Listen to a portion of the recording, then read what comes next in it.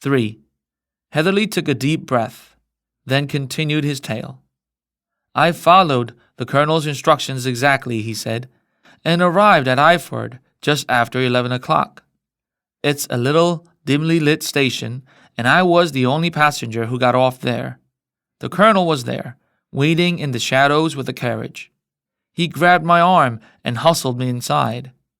The moment we were inside, he tapped on the roof to signal the driver, and we took off as fast as the horse could go. One horse? Asked Holmes. Yes, only one. Tired looking or fresh? Oh, quite fresh and ghostly. Thank you, said Holmes. Please continue with your story. We drove for at least an hour. The colonel had said that it was about a 7-mile trip, but it seemed closer to a 12. He never said a word, but whenever I looked his way, he was staring at me with great intensity. The windows were of frosted glass, so I couldn't see anything. We rocked and lurched so much that we must have been on bad country roads. Finally, the carriage turned onto a smooth gravel drive and stopped. The colonel got out first, and as soon as I stepped out, he grabbed my arm and pulled me into a house before I could look around. I heard a carriage roll away. Then all was silence. It was pitch dark inside the house. While the colonel was fumbling for candles, a door opened at the other end of the hall. A woman stood there, holding a lamp above her head, trying to see us. She asked a question in a foreign language, and the colonel snapped back an answer that startled her so much she nearly dropped her lamp. He went over to her, took her lamp, and pushed her back into the room and shut the door. He led me to another room, set down the lamp, and asked me to wait there. He left, closing the door behind him. There was a piano in the room and lots of books written in German. I went to the window, hoping to catch a glimpse of the countryside. But the shutters were closed and locked tight, except for a clock ticking in the hallway. The house was deathly quiet. I couldn't help but feel uneasy. Suddenly, the door swung open and a woman came in. Her beautiful face looked frightened, but she spoke calmly to me in broken English. I would go, she said. Please, I would go. I should not stay here. There's no good for you to do. But I haven't done what I've been hired to do, I told her. No, better go. Door is open. When I smiled and shook my head, she suddenly gave up trying to seem calm. Please, she whispered desperately. For the love of heaven, get away from here before it's too late. I had a long, wearisome journey, and I hadn't been paid yet. Besides, for all I knew, this lady might be a madwoman kept locked in the house. So I shook my head no again. She was about to argue further when we heard footsteps on the stairs. In a flash, she was gone.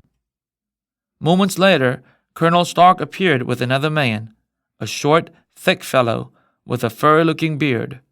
The colonel introduced him as Mr. Ferguson, his secretary and manager. The colonel gave me a suspicious look.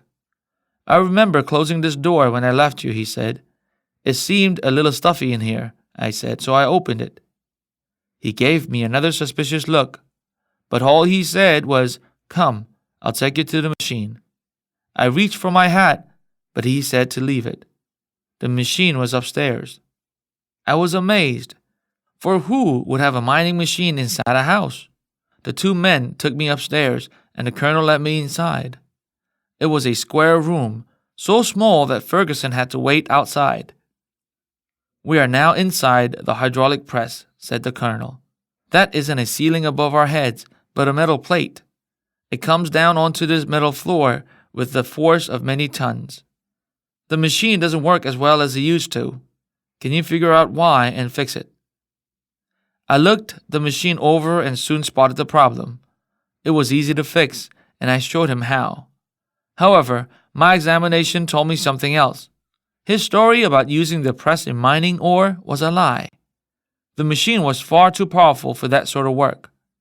Besides, there wasn't a speck of dirt on the metal floor. My lamp caught glints of something else, though tiny bits of silvery metal. Suddenly, the colonel loomed over me. "What are you doing here?" he growled. I was so angry at being tricked that I didn't think before I spoke. "If you would just tell me what you really use this machine for, I could do a better job of helping you fix it." The moment I said it, I was sorry. His face suddenly turned cruel. "Very well," he said. "I'll give you a fine chance to see how it works." He stepped backward and out the door, slamming it behind him and locking it tight. I dashed over to it and tugged at the handle. I was trapped. I kicked, pushed, and yelled, but the only other sound I could hear made my blood run cold. The clanking of levers and chains. He had turned on the machine. I threw myself against the door, scraping my fingers bloody and screaming for mercy. The heavy press kept clanking closer with terrifying speed. I knew that I would be crushed flat in seconds. I crouched in terror, then noticed a silver of yellow light between two boards in the wall. I threw myself against it and crashed through just seconds before the terrible press would have crushed out my life. As I lay there gasping for breath, the beautiful woman appeared at my side. She tugged my sleeve and cried, "Come quickly.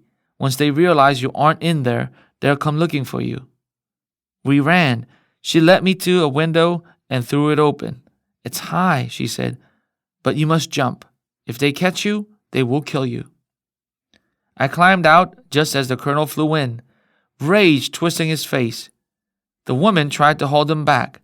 "Fritz, Fritz," she cried in English, "you promised me no more killing after that other one." I should have jumped and been gone, but I wanted to be sure that the villain didn't hurt her for helping me. I hung there, ready to climb back in to defend her if he did. "You'll ruin us, Elise.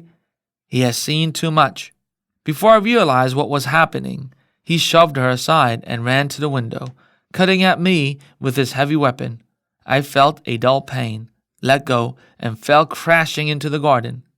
I heard him yell as I got up and ran as hard as I could. But I hadn't gotten far before I felt so dizzy. I was afraid that I would faint. That's when I looked down and saw my thumb was missing. I pulled out my handkerchief and tied it tightly over the wound. Then I heard a buzz in my ears and crashed into the rose bushes in a dead faint. When I fell from the window, it was a dark night with a bright moon. When I came to, the sky was bright with dawn. Stranger than that was what I saw when I looked around. Instead of a house and a garden with rose bushes, I was lying near a main road. And there, just a few yards away, was Elford train station, where I had arrived the night before. How had I traveled 10 or 12 miles without knowing it? Without even knowing which direction to travel in? I couldn't imagine. I stumbled to the station. I asked the station master if he had ever heard of Colonel Lysander Stark, and he said no. I asked where the nearest police station was, but it was 3 miles away. I had no way to get there, though, and the train to London was coming, so I took that. You gentlemen know the rest. Holmes and I sat in silence for a little while. What an amazing story. Then Holmes stood up and pulled out his collection of crime stories clipped from newspapers. "This will interest you," he told us. "It was in all the papers about a year ago. Listen to this. Lost on the 9th of this month. Mr. Jeremiah Hayling, aged 26, a hydraulic engineer, left his night at 10 o'clock that night and has not been heard of since. Was dressed in..." and so on. So, that must have been the last time the colonel's machine needed fixing. "Good heavens," cried Heatherly. "That explains what the woman said about that other one. This colonel is obviously a desperate man who would rather kill than allow his little game to be uncovered. We mustn't waste another moment. Let's get the police and go to Elford at once."